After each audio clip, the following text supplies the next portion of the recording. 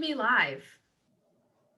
Okay, so I want to welcome everyone to our second panel of the day for our Oasis Spaces digital event at the Charlotte Hawkins Brown Museum. My name is Lacey, and I am here with our second panel. Very excited to have three UNCG students and a former student who is now employed at the Magnolia House, which is what we're going to be talking about primarily, and Dr. Gatson, who is a professor at the UNCG Museum Studies program. And we are happy to have you guys here to talk about the Green Book, because that was what your capstone project was about. And that is what is our traveling exhibition is at the site right now that we have for another week. While we are still getting introduced, we'd like to welcome everyone to come and see that traveling exhibition. It is on our site and you can come by at our normal hours to go and see it. It will be traveling to the Magnolia House, historic Magnolia House next. So if you don't get a chance to see with us, we will invite you to come back to our site. Feel free to go to the Magnolia House and see it there starting toward the end of this month, early in February.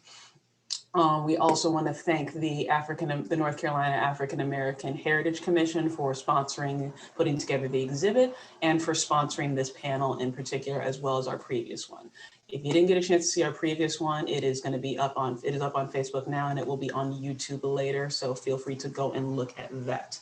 But in terms of what we are doing right now in this panel, I'm excited to speak with Dr. Torren Gatson, visiting assistant professor, UNCG's Museum Studies program.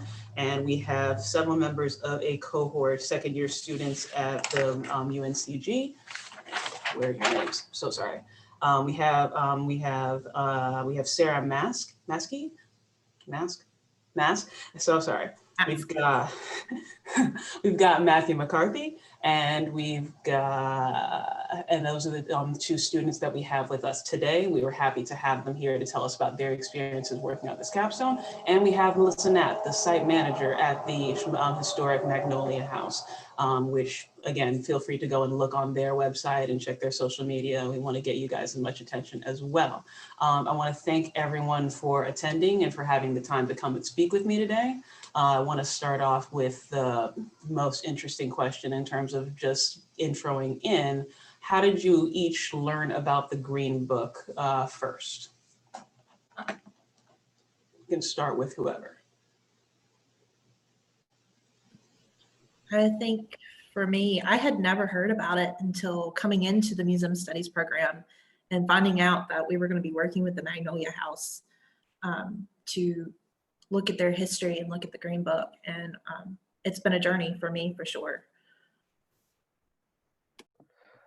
Just to piggyback a little bit off of what Sarah said, same with coming into the program too, it definitely introduced me to the Green Book. I had no prior knowledge of it, and just how extensive and important it was for traveling African Americans in North Carolina and the South too.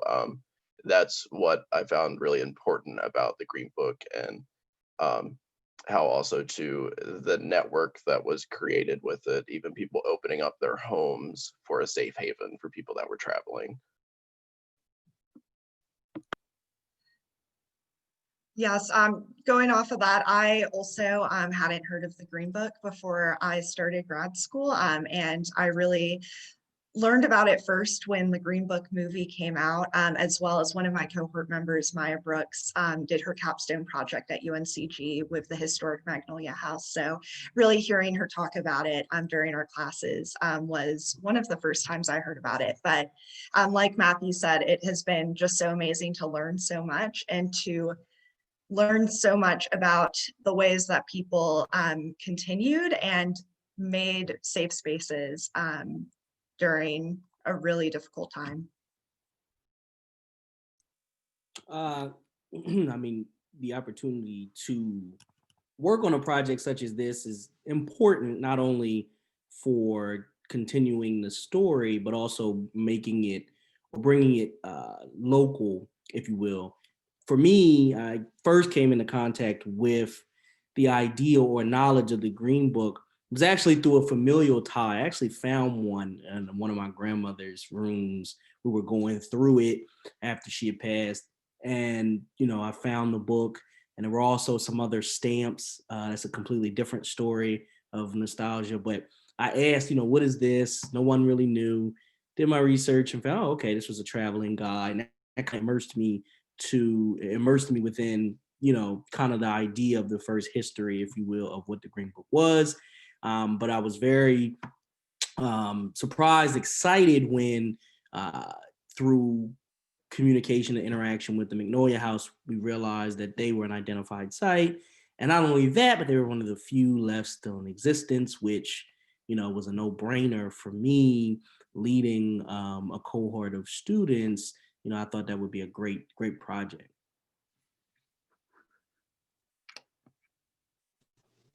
Yeah, and I think that's a relatively common two ways of getting into the Green Book story. A lot of people don't really know about it till it comes up research-wise. Some people have those familial ties that'll get them into it. I know when talking to my grandmother earlier this week, she said, no, I just used it and did not bring it up to her historian daughter up until like this week, which was great.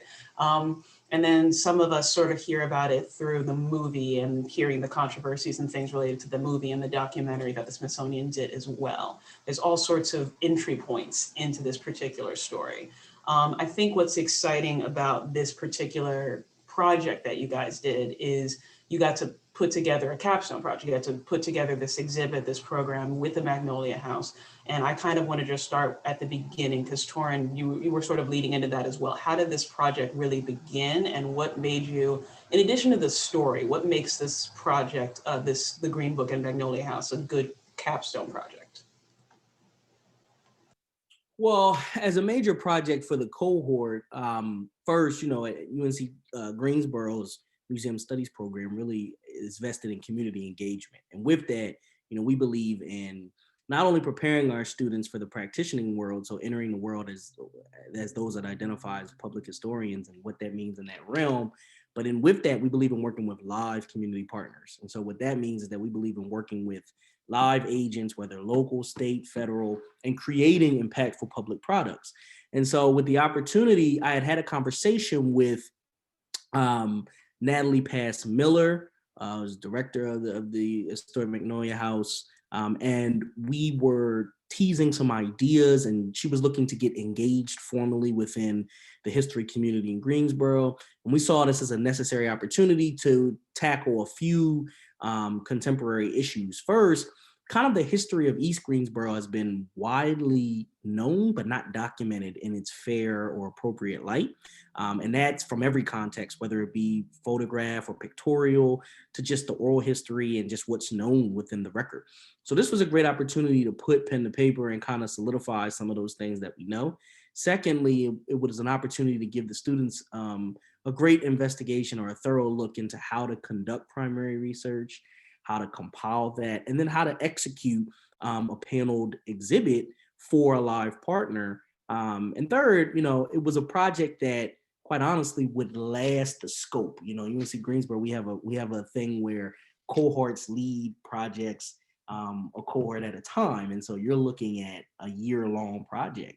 So it's something that has to be created. It's something that while the major professor has the idea, it kind of grows organically. And that's what happened here with the students, fundamentally designing, coming up and theorizing what they wanted it to look like. But that's really where it started. It was a conversation between myself, Natalie Paz Miller, and then that conversation flowed over to incorporate Melissa Knapp. And, at the time when we saw it was feasible, then we brought the students in and really had them hit the ground running. I'll say lastly, there was no definitive idea of what they would find, which I guess made it exciting also as the opportunity for them to uncover new things, which they definitely did. And we'll probably get into that later, but yeah, that's where we started. And it's a good starting point as any, especially the community focus that I know the Museum Studies program has at that institution. So I want to just veer on then into the actual history. What did we find out? What do we know about the Green Book and Magnolia House? And I'm just going to throw that out to whoever wants to dive in. I guess I'll just lay it groundwork for everyone to jump in. What we know is that in the late 40s, the Gist family moves from South Carolina to North Carolina and they begin the arduous endeavor of working and living in Guilford County, but Greensboro. And when they come, they don't immediately come and reside directly in the historic Magnolia House. They actually live in another part of the city, they work, and then they purchase the home and they redevelop it or reimagine it into what will be considered a motel or hotel. So that language is interchangeable, how you see it, but they started this business, this entrepreneurial vein. And really, the Magnolia House served as a bastion of culture, as a place to meet, as a place to grow and develop, and also exhibited many points of civil rights and other things for about 30 to 40 years. And then it lay dormant for about 20 years, every so often being covered loosely by local news media coverage in some form or fashion. And then eventually it was purchased by Natalie Pass's father, and then rejuvenated back into what we know now as the historic Magnolia House, which is an event space, a catering space, and a community space. But I'll leave it to others to potentially share some things they learned or found out as well.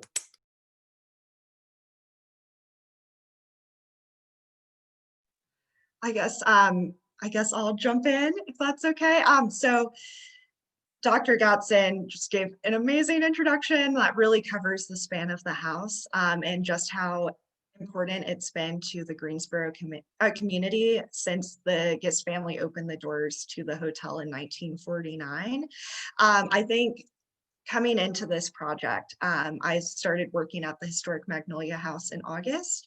And when I initially started working at the house, of course, the main thing that you read about in news articles, press coverage of the home is that a lot of really famous celebrities stayed here.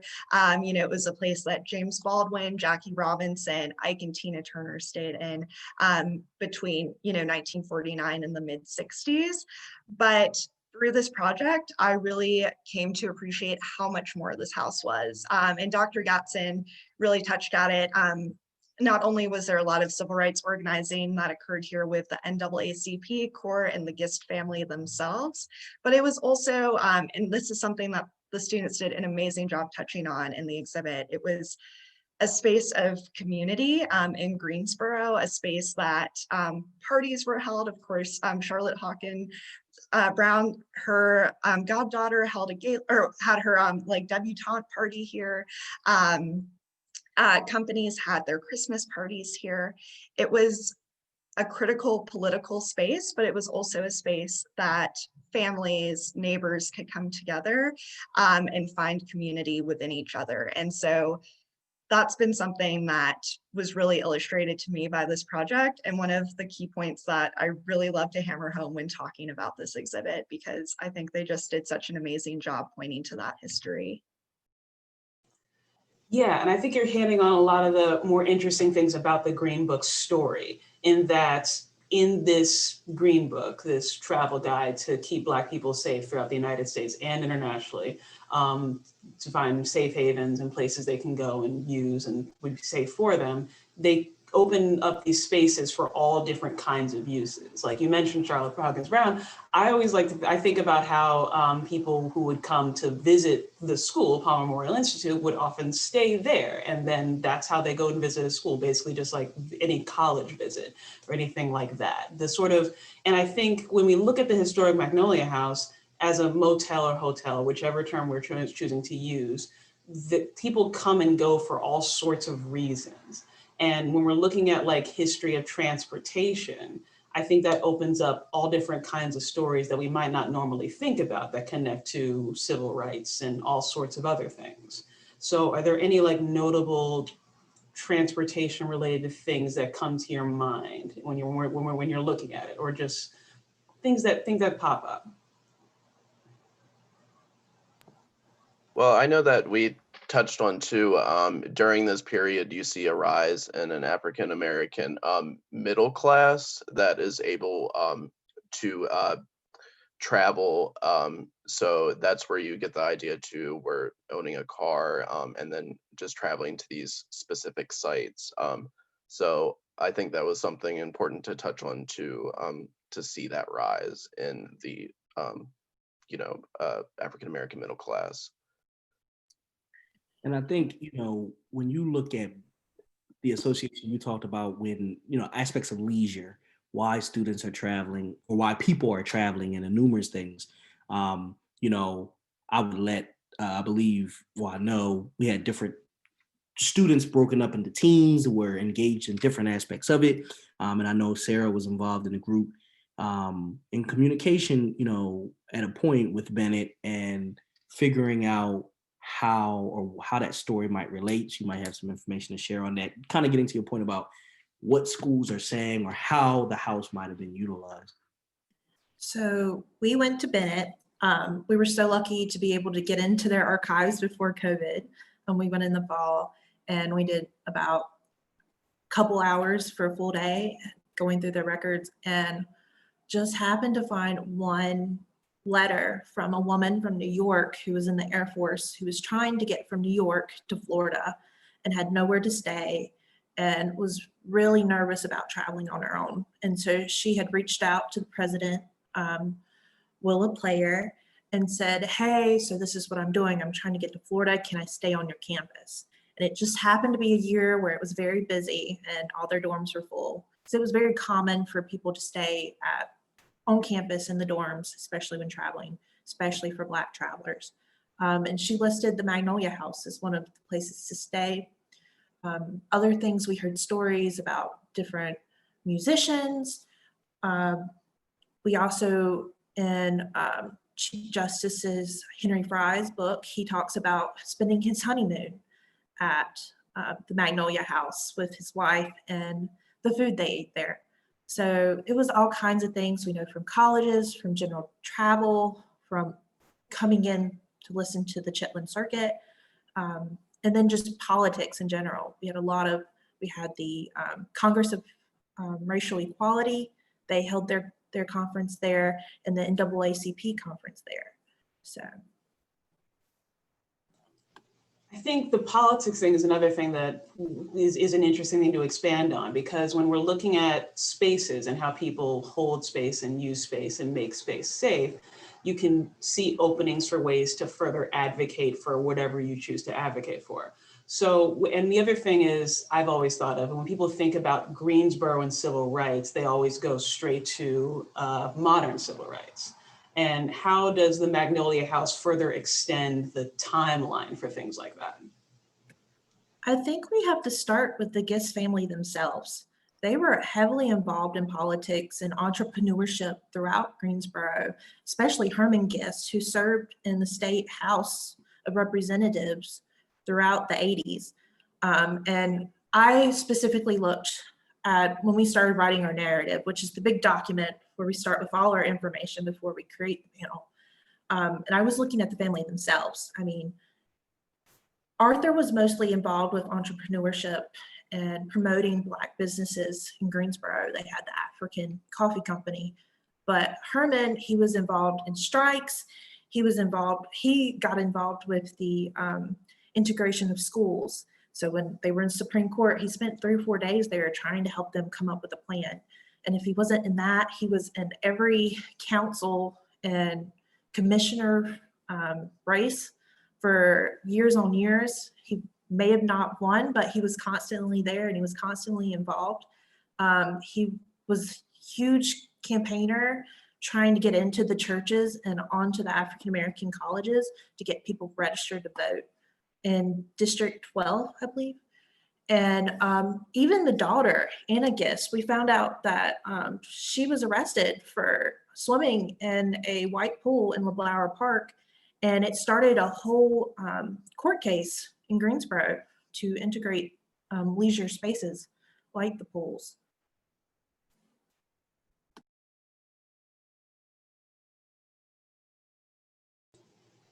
Yeah, I think that the Magnolia House's history, like you said, when we think of Greensboro, we tend to think of this one moment in time for civil rights history. And while that moment was incredibly important, it expands so far beyond that in Greensboro. And in addition to the Gist family, I think the Magnolia House has a lot of different ties to civil rights history. The current family that owns the Magnolia House, the Pass family, Mr. Sam Pass, who worked to restore the home, and Natalie, his daughter, who is currently the CEO of the organization. Their family was instrumental to civil rights history in Greensboro. Her great-great-grandfather was one of the early founders of what's now Winston-Salem State University. Her great uncle was the first Black police officer in Greensboro. And her family history continues on in so many different ways. And they were just involved in nearly every aspect of civil rights and African-American life in Greensboro. So I think through the Magnolia House, you can really see how individual families have played such an outsized role in procuring civil rights and advancing equality in Greensboro. And it's cool to see that play out through this one house.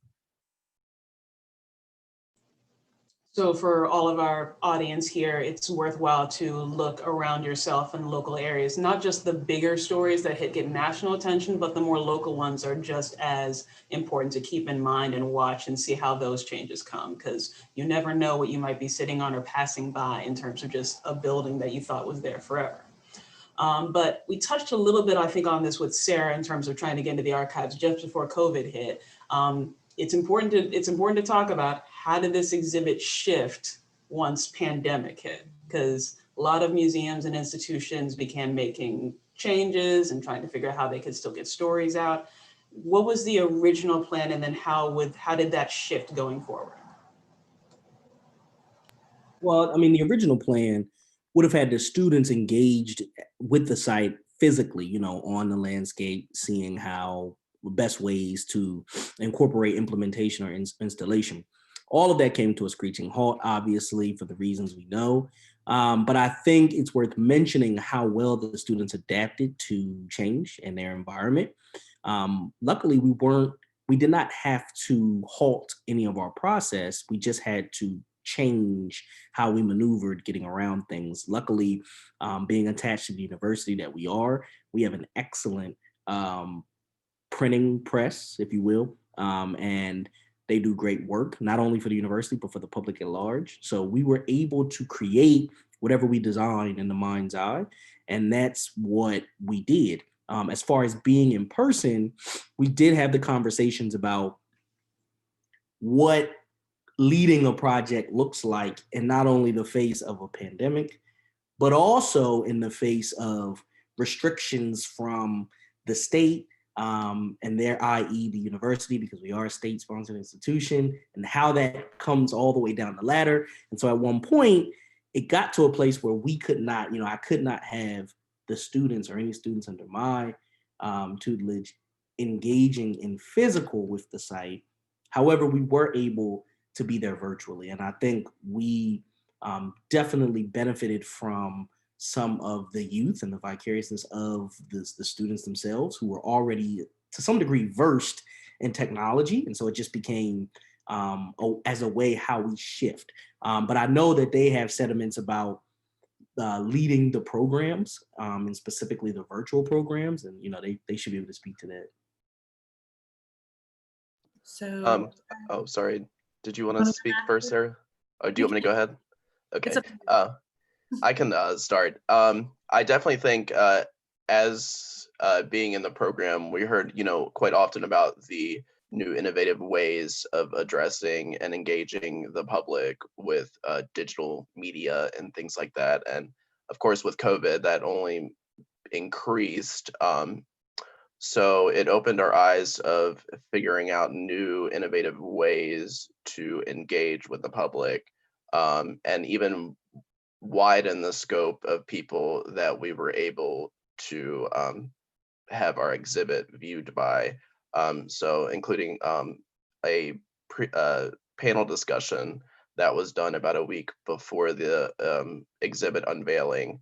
And that was able to feature some key guests to discuss some of the content of the exhibit. So that was a nice new innovative way that we could introduce the public to the upcoming exhibit. And also to engaging with like public relations, specifically the leading up to the exhibit. That was my main role, was engaging with the community and getting the word out. So that definitely changed how to get across to the public of the upcoming exhibit. So like reaching out to Greensboro News and Record. So it opened our doors to new people that we could spread the word. I think the biggest thing going into the spring, as we went completely virtual in March, was being really good about communicating with one another. We were in the middle of getting our script together, which is what we would put on our panel itself. And we meet in groups, so we needed to be able to interact and engage and have long conversations about wording, because you only have 200 words to say what you want to say. And so we had to be very creative. And I spent probably one evening on a phone call with a Google Doc, constantly working on it for a good 6 hours, just talking through stuff.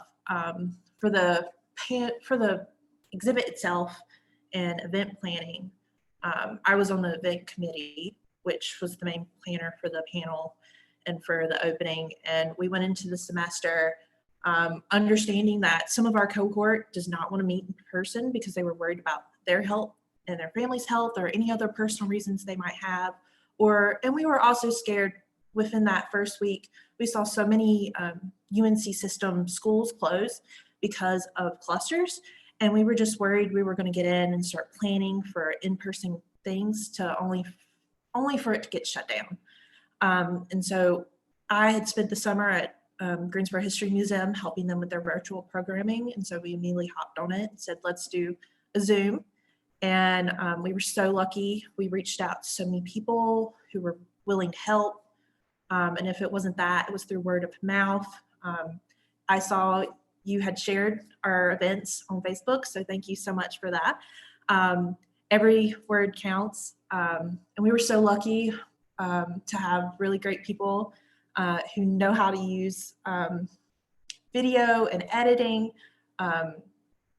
Casey Johnson, who, or Landoff, she's a Landoff now. She was really great about, we went in early, put up the exhibit, took photographs, and then Maisie had came in and took photographs of the outer part of the house, and she created this great video. So the day of, we could just watch the video and see the full exhibit without having to be there in person. So we just had to be very creative, and in the long run, I was very happy with how it turned out. So I think we're getting kind of close to time. I want to run through 2 more questions, and then we'll see if our audience has any questions of their own. So I think we talked a little bit about Bennett, and I think knowing the UNCG Museum Studies program as I do, community partners is such a thing. It's such an important part of the work. So what other community partners do we have? We have a very good connection with the Magnolia House. And Bennett, where else were we getting information and trying to connect people, trying to promote? Well, we had, of course, as you mentioned, Bennett, College Archives, we're very happy with. And of course, the historic Magnolia House. We also had the Greensboro History Museum. We also had the Guilford County Register of Deeds and the African American Heritage Commission.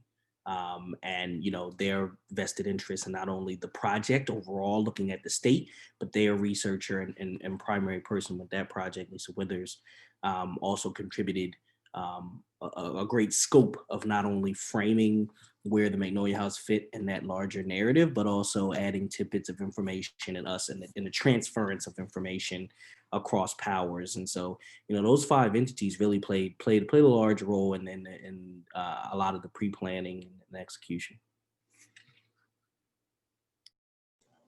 And then to finish off before before we go to the audience questions, when you're doing research like this and you're putting it up in an exhibit, there's things to learn at every point, and it's hard to pick a favorite. But I'm going to ask you to pick your favorite right now, at least for this moment. Some story that you learned, something that you learned in the process that was particularly memorable to you.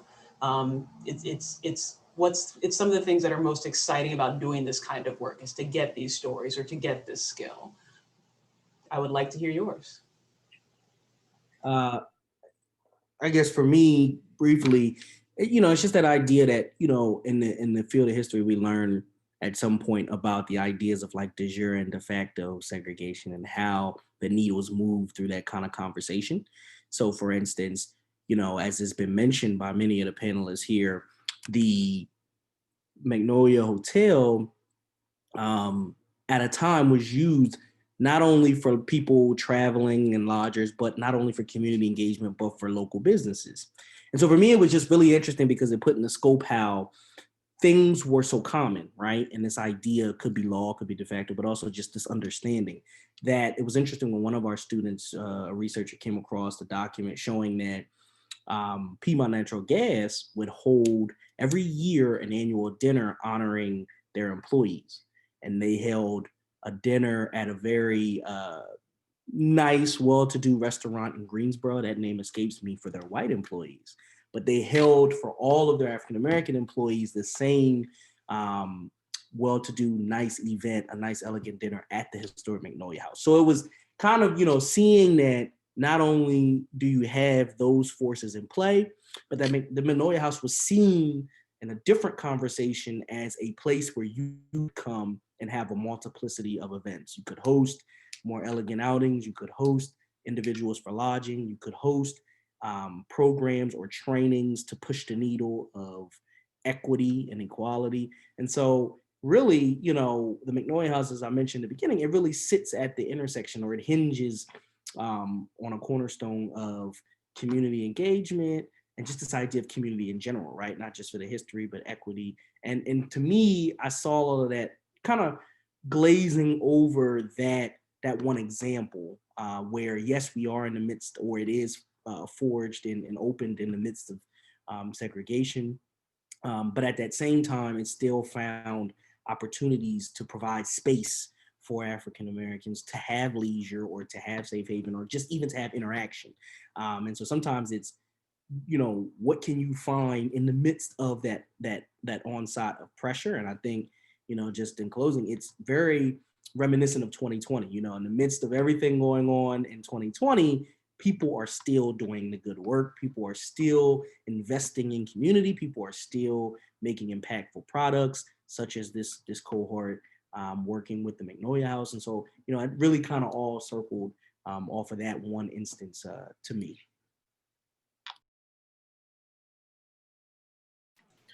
I think for me, it wasn't a specific story, but an understanding of the Green Book and how leisure spaces became safe spaces, and how so many African Americans really had to learn to navigate the dangers and reality that they faced with Jim Crow and with segregation, and how they were so creative in doing that. And especially I learned, I kind of went from a local scope into a national scope as I was doing my research. And I found how impactful the Green Book was for businesses, especially for African-American women. And they were a large part of the Green Book, and they were in every aspect of it. And for me, that was where I connected most to it. I think for me, when we were working previously on creating our narrative, I was focusing on the local housing demographics of Greensboro, and that really opened the doors and helped me better understand the segregation that existed and still continues to exist in circumstances here in the Greensboro area for the housing demographics. So that really created a different scope for, how the Greensboro local area is looked at for me. And then just before we turn over to audiences, Melissa, if we were to go to the historic Magnolia House today, what would we see? What would we find? What could we engage with there today? That's an awesome question. So today things are looking a little bit different from normal because of COVID, of course. But right now we do have one really exciting thing happening.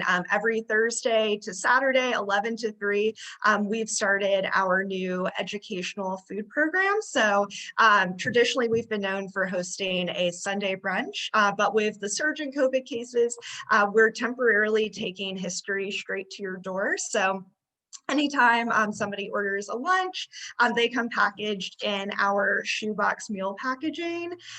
These are based off of the historic shoebox meals that Black travelers would often carry with them if a Green Book site wasn't available and there wasn't a safe place to stop to eat. And the meals come packaged with tons of historical information about the Green Book, the historic Magnolia House, and Black history in Greensboro. So it's a really great way to have that safe experience from home. But we are really excited for February with Black History Month.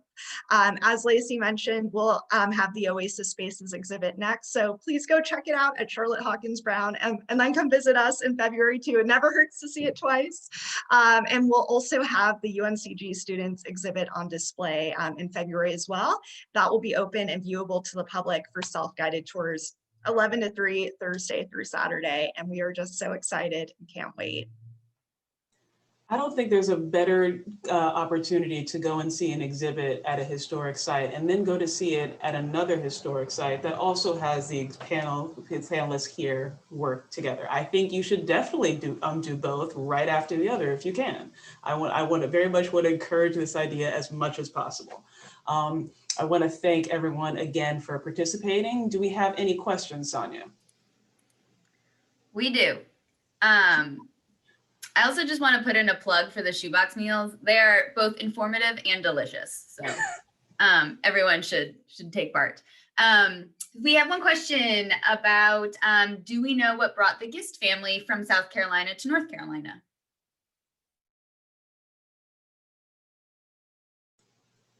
Who wants to take it? What the research suggests that the students gathered within the narrative, seeking work, better opportunity, better, chances for better chances to tap into an entrepreneurial vein. When they came, they didn't come unprepared or ill-trained. Arthur Gist was already a brick mason, and there's evidence that he was working in Greensboro. And the children and wife were working as well in hospitality, which also kind of speaks to how they were very much prepared to run an operation such as they did. A very common, relatable story of trying to search for better opportunities, and one that we can see honestly today with a variety of moves that people have made in the last couple of years. Any more, Sonia? Yes, we have one more. How was the hotel/motel used as a safe house? So I guess I'll take this one. So essentially with the Green Book, travelers would often pick this up at the local Esso gas station for, I believe it was like $1.50 or so. And in the Green Book, there would be listed hundreds and hundreds of businesses, whether that was hair salons, restaurants, gas stations, or hotels that would be safe for people of color to stay at. Travelers would get that book, figure out how they were going to get to their destination, what locations they may need to stop at along the way.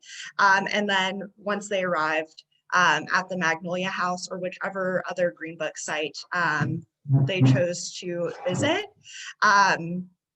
they would be in a safe location. So it wasn't a situation where you had to give like a code word or anything like that. It was just a safe place where people of color could come and know that they would be welcome and they wouldn't face any kind of humiliation or danger while they were there, which was really critical to middle-class travel, to people being able to go visit universities or travel for work.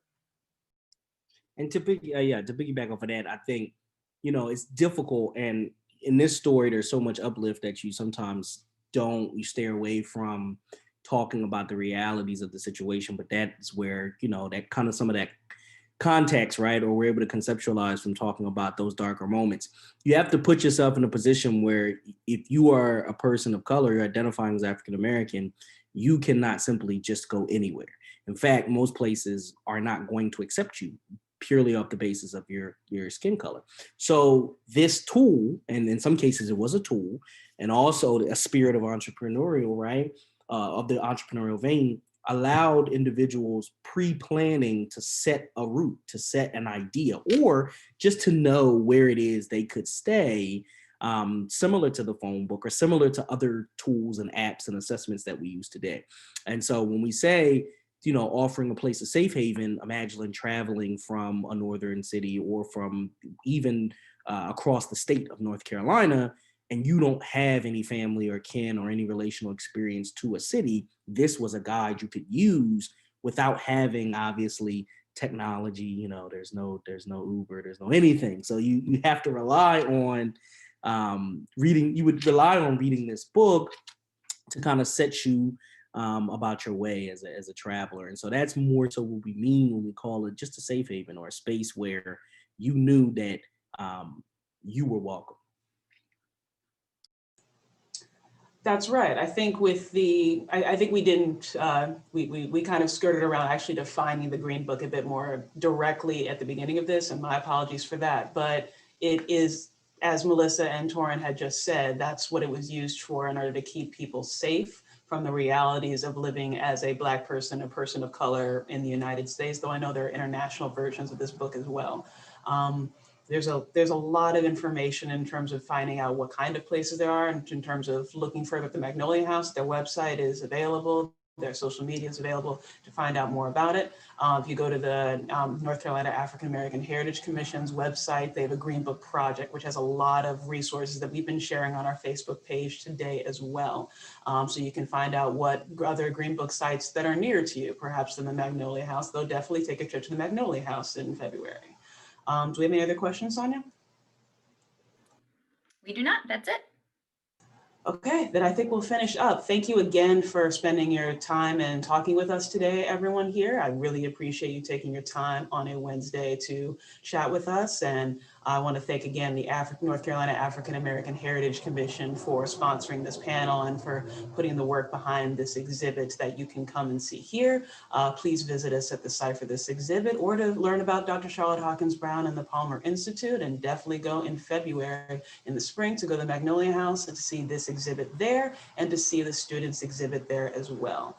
Thank you for enjoying our digital content. I think we've got a bit more, but if you haven't seen our first panel as well, I'd also like to promote that as well. And thanks for spending your day, an hour or so with us.